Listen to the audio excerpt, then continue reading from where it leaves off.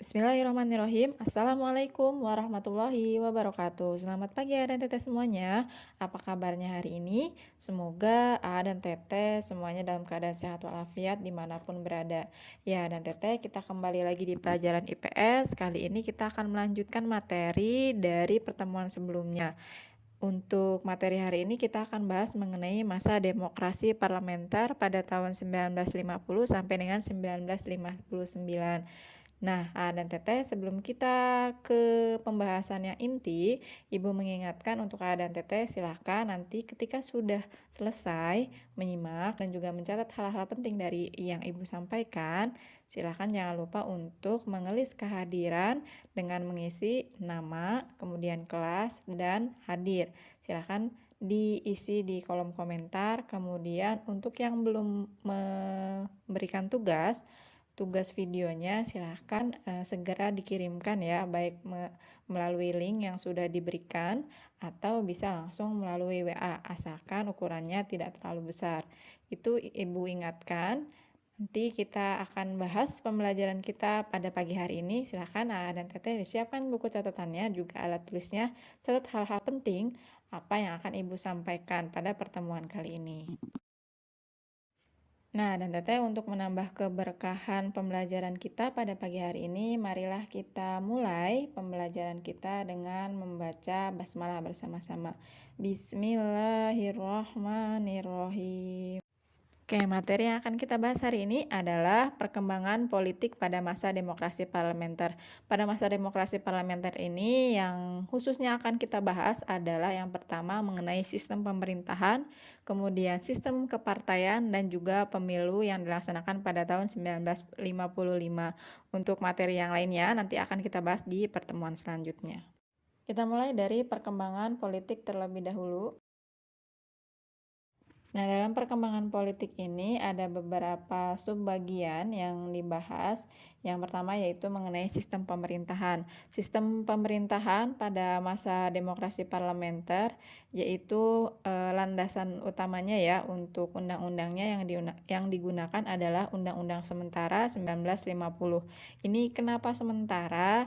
Karena ada peristiwa yang Belanda tidak mengakui kedaulatan Indonesia sehingga akhirnya Indonesia ini berbentuk RIS atau Republik Indonesia Serikat. Nah, karena ini RIS peralihan dari Undang-Undang Dasar 1945 yang sudah kita rancang pada masa proklamasi. Nah, itu kan ada perbedaan antara Republik Indonesia Serikat dengan Republik Indonesia. Sehingga makanya dibuatlah undang-undang yang digunakan pada saat ini, pada saat demokrasi parlementer ini adalah Undang-Undang Sementara 1950 atau sering disebut dengan UUDS 1950. Nah, pada masa demokrasi parlementer ini, sistem pemerintahannya yaitu sistem parlementer, di mana sistem parlementer ini menggunakan sistem demokrasi liberal.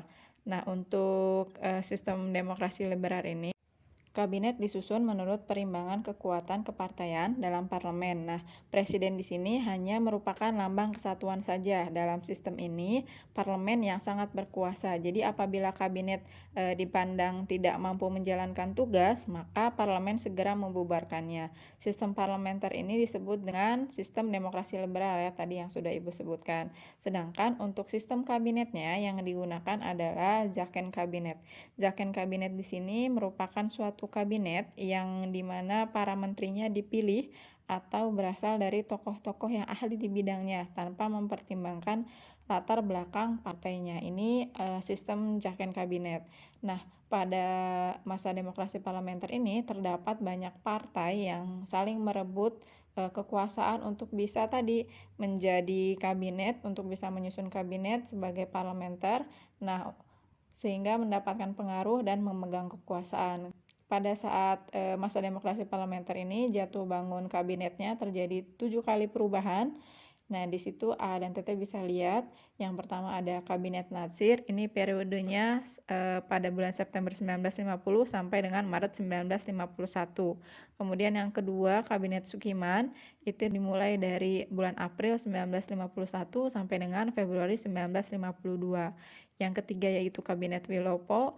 Ini dimulai dari bulan April 1952 sampai dengan Juni 1953. Yang keempat yaitu Kabinet Ali Sastro Ami Jojo, itu yang pertama. Dimulai dari periode Juli 1953 sampai dengan Agustus 1955. Dilanjutkan oleh Kabinet Burhanuddin Harahap, itu dimulainya dari periode Agustus 1955 sampai dengan Maret 1956. Yang keenam yaitu Kabinet Ali Sastro Ami Jojo yang kedua. Ini periodenya dimulai dari Maret 1956 sampai dengan Maret 1957. Dan yang terakhir yaitu Kabinet Juanda. Ini periodenya dari bulan Maret 1957 sampai dengan Juli 1959. Nah, dari tabel ini bisa kita lihat periode dari 1950 sampai dengan 1959 itu terjadi 7 kali pergantian kabinet. Nah, dengan adanya pergantian kabinet ini berarti kan ada beberapa hal yang tidak sesuai harapan atau tidak sesuai program dari kabinet tersebut. Karena hampir setiap tahun terjadi pergantian kabinet dan jatuh bangunnya kabinet ini membuat program-program kabinet tidak dapat dilaksanakan sebagaimana mestinya. Nah, program-program apa saja sih dalam per kabinet ini? Nah, terus juga apa saja sih yang menjadikan kabinet ini gagal tiap kalinya, tiap periodenya? Kita akan bahas satu persatu untuk dari kabinet Natsir hingga kabinet Juanda. Kabinet pada masa demokrasi parlementer dimulai dari Kabinet Natsir. Ini Kabinet Natsir mempunyai program. Yang pertama yaitu meningkatkan keamanan dan ketertiban, kemudian juga menguatkan konsolidasi, penyempurnaan susunan pemerintahan, menyempurnakan angkatan perang, dan memusatkan perhatian pada ekonomi rakyat sebagai fondasi ekonomi sosial.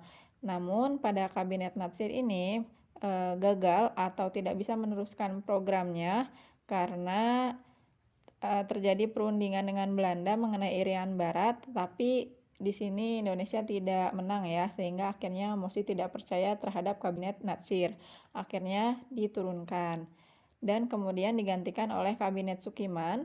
Nah, Kabinet Sukiman ini memiliki beberapa program, yaitu penerapan tindakan tegas untuk menjaga keamanan dan ketertiban, kemudian juga memperjuangkan kemakmuran dan kesejahteraan rakyat, kemudian mempersiapkan segala sesuatu untuk pemilu, dan memperjuangkan Irian Barat dalam wilayah Indonesia. Nah, pada Kabinet Sukiman ini tidak mampu bertahan lama karena banyak hal yang ditentang oleh parlemen, termasuk dari Masyumi dan PNI. Masyumi dan PNI ini adalah partai pada saat itu. Nah, penyebab utama jatuhnya untuk yang Kabinet Sukiman ini adalah terjadinya pertukaran nota antara Menlu Subarjo dengan Duta Besar Amerika yaitu Merced Cochran. Nah, nota tersebut berisi tentang pemberian bantuan ekonomi dan militer dari pemerintah Amerika kepada pemerintah Indonesia berdasarkan Mutual Security Act atau MSA. Nah, ini kabinet ini dianggap telah menyelewengkan Indonesia dari politik luar negeri bebas aktif. Jadi karena kalau yang namanya politik luar negeri Indonesia itu kan bebas aktif, tidak memihak kepada siapapun, tetapi ikut berperan aktif dalam ya tadi untuk melaksanakan ketertiban dunia. Nah, karena ini dianggap condong ke negara Amerika, maka itu tadi dianggapnya menyelewengkan politik luar negeri Indonesia yang bebas aktif. Akhirnya Kabinet Sukiman ini jatuh setelah PNI dan Masyumi menarik dukungannya. Kemudian setelah Kabinet Sukiman jatuh, ini dilanjutkan oleh Kabinet Wilopo. Untuk Kabinet Wilopo ini memiliki program mempersiapkan dan menyelenggarakan kemakmuran, pendidikan dan keamanan rakyat, kemudian berusaha menyelesaikan masalah Irian Barat, memperbaiki hubungan dengan Belanda, dan konsisten menjalankan politik luar negeri yang bebas aktif. Namun, pada Kabinet Wilopo ini tantangan yang dihadapinya adalah kondisi ekonomi yang kritis, kemudian juga muncul gerakan separatisme di sejumlah daerah. Gerakan separatis di sini maksudnya adalah gerakan yang menentang adanya pemerintahan. Biasanya terjadi pergolakan seperti halnya kayak PKI dan lain sebagainya. Nah, itu termasuknya adalah gerakan separatis karena golongan-golongan kelompok yang meresahkan keamanan dan ketertiban rakyat. Kemudian juga pada kabinet ini terjadi peristiwa 17 Oktober 1952 dan juga peristiwa Tanjung Morawa. Untuk peristiwa 17 Oktober ini merupakan gerakan sejumlah perwira angkatan darat yang menekan Presiden Soekarno ya mohon maaf agar membubarkan kabinetnya. Dan untuk peristiwa Tanjung Morawa ini terjadi di Sumatera Utara, merupakan bentrokan antara aparat kepolisian dan para petani liar. Nah, ini termasuknya adalah gerakan-gerakan separatis ya. Dan peristiwa ini menjadi sorotan yang sangat tajam baik dari pers maupun parlemen. Sehingga pada saat itu Sidik Kertapati dari Serikat Tani Indonesia atau Sakti mengajukan mosi tidak percaya terhadap Kabinet Wilopo. Dan akhirnya Wilopo ini mengembalikan mandatnya kepada Presiden Soekarno. Lalu akhirnya digantikan oleh Kabinet Ali Sastroamidjojo yang pertama. Ini yang pertama ya. Untuk Kabinet Ali Sastroamidjojo yang pertama ini memiliki program yang pertama mempersiapkan pemilu, kemudian juga mengatasi gangguan keamanan dan pemberontakan, dan melaksanakan politik luar negeri bebas aktif. Dan untuk di Kabinet Ali Sastroamidjojo yang pertama ini berhasil menyelenggarakan Konferensi Asia Afrika pada tahun 1955. Namun pada kabinet ini juga terjadi masalah yang dihadapi adalah masalah TNI AD sebagai kelanjutan dari peristiwa 17 Oktober 1952 tadi ya di Kabinet Wilopo. Kemudian akhirnya di sini ada sedikit cerita bahwa Mayor Jenderal Sugeng, Kepala Staf AD, mengajukan permohonan berhenti dan disetujui oleh kabinet sehingga digantikan oleh Bambang Utoyo pada saat itu. Masalah lain yang dihadapi oleh Ali Sastroamidjojo ini adalah pada tanggal 20 Juli 1955 NU memutuskan untuk menarik kembali menteri-menterinya yang kemudian diikuti oleh partai-partai lain. Nah, dengan adanya keretakan dalam kabinet ini memaksa Ali Sastroamidjojo akhirnya mengembalikan mandatnya kepada presiden. Setelah kabinet Ali Sastroamidjojo yang pertama itu dibubarkan atau telah selesai menyelesaikan tugasnya dan digantikan oleh kabinet Burhanuddin Harahap. Untuk kabinet Burhanuddin Harahap ini memiliki program yaitu memerintahkan polisi militer untuk menangkap Mr. Jody Gondokusumo atas dasar kasus korupsi di Departemen Kehakiman, kemudian juga melaksanakan pemilu secara baik, maksimal, dan secepat mungkin. Dan yang ketiga yaitu mengangkat kembali Ahad Nasution sebagai Kasat pada tanggal 28 Oktober 1955. Nah, untuk di Kabinet Burhanuddin Harahap ini prestasi pada masa kabinet ini yaitu penyelenggaraan pemilu pertama yang demokratis, dan pada tahun 1955 ini terdapat perjuangan diplomasi pembebasan Irian Barat yaitu dengan pembubaran Uni Indonesia Belanda. Dan juga Kabinet Burhanuddin Harahap ini jatuh atau gagal, tidak bisa melanjutkan perjalanan kabinetnya karena tidak mendapatkan dukungan dalam pemilu pertama pada tahun 1955, sehingga akhirnya digantikan atau dilanjutkan oleh Kabinet Ali Sastroamidjojo yang kedua. Nah, untuk Kabinet Ali Sastroamidjojo yang kedua ini memiliki beberapa program, yaitu perjuangan pengembalian Irian Barat, kemudian juga pembentukan daerah-daerah otonom dan mempercepat terbentuknya anggota DPRD, mengusahakan perbaikan nasib buruh dan pegawai, menyehatkan perimbangan keuangan negara, dan mewujudkan perubahan ekonomi kolonial menjadi ekonomi nasional berdasarkan kepentingan rakyat. Namun di Kabinet Ali Sastroamidjojo yang kedua ini memiliki masalah, yaitu terjadi pergolakan di daerah yang semakin menguat seperti terjadinya pembentukan dewan militer di Sumatera dan Sulawesi. Akhirnya terjadi perpecahan antara Masyumi dan PNI, kemudian Masyumi menghendaki agar Ali Sastroamidjojo ini menyerahkan mandatnya sesuai dengan tuntutan daerah, tetapi dari PNI berpendapat bahwa pengembalian mandat ini berarti meninggalkan asas demokrasi dan parlementer. Akhirnya posisi kabinet Ali Sastroamidjojo yang kedua ini melemah setelah Masyumi menarik menteri-menterinya dari kabinet. Akhirnya terpaksa menyerahkan mandatnya kepada presiden. Nah, baru digantikan oleh yang ketujuh. Digantikan oleh Kabinet Juanda atau biasa disebut dengan Kabinet Karya. Kabinet Karya atau Kabinet Juanda ini dipimpin oleh Juanda dengan 3 orang wakilnya, yaitu Mr. Hadi, Idam Khalid, dan juga Dr. Leimena. Nah, tugas dari kabinet ini menghadapi pergolakan daerah, kemudian juga perjuangan mengembalikan Irian Barat, dan menghadapi keadaan ekonomi dan keuangan yang buruk. Untuk mengatasi masalah tersebut, Kabinet Juanda menyusun program yang disebut dengan Pancakarya. Oleh karena itu, Kabinet Juanda disebut juga dengan Kabinet Karya. Program kerjanya ada apa saja? Program dalam Pancakarya ini ada membentuk Dewan Nasional, normalisasi keadaan Republik, melancarkan pelaksanaan pembatalan KMB, perjuangan Irian Barat, dan mempergiat pembangunan. Kemudian prestasi yang diraih dari Kabinet Juanda ini pada tanggal 14 September 1957, Kabinet Juanda itu mengadakan musyawarah nasional atau Munas untuk meredakan pergolakan di daerah. Munas ini berlangsung di Gedung Proklamasi Jalan Pegangsaan Timur nomor 56 yang dihadiri oleh tokoh-tokoh pusat dan daerah. Akhirnya masalah yang dibahas dalam Munas ini seperti halnya masalah pembangunan nasional dan daerah, kemudian pembangunan angkatan perang, dan juga pembangunan wilayah RI. Kemudian Munas ini dilanjutkan dengan Musyawarah Nasional Pembangunan atau MUNAP pada bulan November 1957. Pada masa Kabinet Juanda ini terjadi peristiwa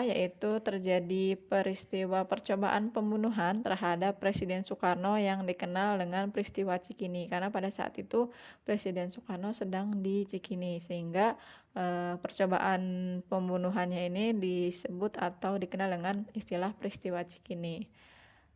Terjadi di depan perguruan tinggi Cikini pada tanggal 30 November 1957. Berakhirnya Kabinet Juanda ini karena Presiden Soekarno telah mengeluarkan Dekret Presiden 5 Juli 1959. Inilah yang menjadi akhir dari segala kabinet yang jatuh bangun 7 kali itu, dan juga mengakhiri Kabinet Juanda. Karena Kabinet Juanda ini ya sudah tidak berlaku lagi untuk menjadi sebuah kabinet atau sebuah parlemen ya. Nah, isi dekret presidennya ada apa saja? Ada 3. Ini sudah kita bahas di pelajaran PKN dari kelas 1 sampai dengan kelas 2 SMP ya. Nah, dan Tete ini Ibu mengingatkan kembali isi dekret presidennya. Yang pertama yaitu pembentukan MPRS dan DPAS dalam waktu sesingkat-singkatnya, kemudian memberlakukan kembali Undang-Undang 1945 dan tidak berlakunya UUDS 1950. Dan yang ketiga yaitu pembubaran konstituante. Ini adalah isi dekret presiden. Sehingga dengan adanya dekret presiden ini kan tadi karena tidak berlakunya UUDS itu, karena di dalam UUDS itu salah satunya sistem pemerintahannya adalah parlementer. Nah, kalau sudah diberlakukannya Undang-Undang Dasar 1945, berarti sudah tidak berlaku lagi sistem parlementer ini. Maka berakhirlah sistem kabinet yang pernah terjadi di masa demokrasi parlementer. Kemudian dalam perkembangan politik pada masa parlementer ini adanya sistem kepartean. Sistem kepartean yang dianut pada masa ini adalah sistem multipartai atau memiliki banyak partai, karena multi itu banyak. Nah, partai-partainya ada apa saja? Partai-partainya bisa dilihat oleh A dan TT di dalam tabel. Itu ada nama partai dan pimpinannya. Seperti misalnya Majelis Syuro Muslimin Indonesia atau Masyumi, itu pimpinannya oleh Dr. Sukirman Wiryo Sanjoyo. Kemudian PNI atau Partai Nasional Indonesia, itu pimpinan Sidik Joyo Sukarto. PSI atau Partai Sosialis Indonesia itu oleh Amir Syarifuddin. PKI atau Partai Komunis Indonesia oleh Mr. Muhammad Yusuf. PBI atau Partai Buruh Indonesia oleh Nyono. PRJ atau Partai Rakyat Jelata ini oleh Sultan Dewanis. Parkindo atau Partai Kristen Indonesia oleh Probo Winoto. Yang selanjutnya Partai Rakyat Sosialis atau PRS oleh Sultan Syahrir, dan Persatuan Marhen Indonesia atau Permai ini oleh JB Asa, dan yang terakhir yaitu Partai Katolik Republik Indonesia atau PKRI oleh J. Kasimo. Nah, banyaknya partai politik ini menyebabkan munculnya persaingan antar partai. Nah, antar partai-partai ini cenderung memperjuangkan kepentingan golongan daripada kepentingan nasional, sehingga saling bersaing, saling mencari kesalahan, dan saling menjatuhkan. Nah, partai-partai politik yang tidak memegang jabatan dalam kabinet dan tidak memegang peranan penting dalam parlemen sering melakukan oposisi yang kurang sehat. Jadi kayak melakukan pemberontakan tadi, akhirnya muncul gerakan separatis dan lain sebagainya, dan berusaha menjatuhkan partai politik yang memerintah. Hal inilah yang menyebabkan sering terjadinya pergantian kabinet, tadi yang sampai 7 kali pergantian itu. Kabinet tidak bisa berumur panjang, sehingga program-program yang sudah dibuat, padahal program-program ini sangat baik dan sangat bagus sekali, tetapi karena tidak bisa berjalan sebagaimana mestinya, dan menyebabkan stabilitas politik, sosial ekonomi itu serta keamanan jadi terganggu. Jadi karena ada pergolakan dari orang-orang yang di atasnya itu menyebabkan di daerah-daerah bahkan sampai ke rakyat-rakyat pun kena imbasnya. Inilah yang menjadi permasalahan ketika sistem partai dan juga saling berebut kekuasaan. Lalu di perkembangan politik masa parlementer ini ada terjadinya pemilu 1955. Ini patut kita ketahui, patut kita kenang, karena pemilu ini di tahun 1955 adalah pemilu pertama di Indonesia, sehingga yang menjadikan sampai saat ini kita terus melaksanakan pemilu ya. Pemilu ini sebagai tanda demokrasi rakyat Indonesia, bahwa hak-hak rakyat Indonesia itu diperlukan, suara rakyat Indonesia itu diperlukan. Nah, pada pemilu 1955 ini terjadi dua tahap. Tahap pertama pada tanggal 29 September 1955 ini merupakan pemilu yang dimana memilih DPR. Kemudian pada tahap kedua pada tanggal 15 Desember 1955 ini memilih Dewan Konstituante yang dimana tugasnya yaitu membuat undang-undang. Nah, hasil dari pemilu yang tahap pertama dan tahap kedua ini, anggota DPR dilantik pada bulan Maret 1956, untuk yang Dewan Konstituantenya pada bulan November 1956. Jadi tahun setelahnya ya, setelah 1955. Inilah yang patut kita ketahui, bahwa hak atau suara rakyat Indonesia itu menjadikan ciri khas demokrasi yang ada di Indonesia. Baik, A dan Tete, untuk materi hari ini Ibu cukupkan sekian. Jadi kita pekan depan insya Allah akan bahas gangguan keamanan pada masa parlementer ini ya. Silakan bagi A dan Tete yang belum mengirimkan tugas videonya, segera dikirimkan supaya bisa Ibu masukkan untuk nilai ya. Jadi kan karena kita masih PJJ sampai saat ini, nilai yang A dan Teteh dapatkan itu dari tugas-tugas yang A dan Teteh kumpulkan, kemudian juga dari kehadiran yang A dan Teteh tulis. Jadi biar Ibu tahu, oh A dan Teteh sudah menyimak, kemudian sudah mencatat, kemudian juga mengerjakan tugasnya dengan baik dan benar. Itu ya, silahkan bagi yang belum Ibu ingatkan lagi untuk segera mengirimkan. Kemudian terima kasih banyak untuk A dan Teteh yang sampai saat ini sudah mengirimkan tepat waktu dan juga sudah mencatat hal-hal penting dari materi yang sudah Ibu sampaikan dari yang sebelumnya dan sampai sekarang. Oke, baik A dan Teteh, itu saja yang mungkin yang dapat Ibu sampaikan untuk materinya. Sekali lagi Ibu ucapkan terima kasih banyak. Mohon maaf apabila dalam penyampaiannya masih terdapat banyak kekurangan dan kesalahan. Mari kita tutup pembelajaran kita pada pagi hari ini dengan bacaan hamdalah bersama-sama. Alhamdulillahirabbil alamin. Oke, dan Teteh, akhir kata wabillahi taufiq wal hidayah. Wassalamualaikum warahmatullahi wabarakatuh. Sampai ketemu pekan depan di materi selanjutnya, Teteh. Salam sehat, salam semangat.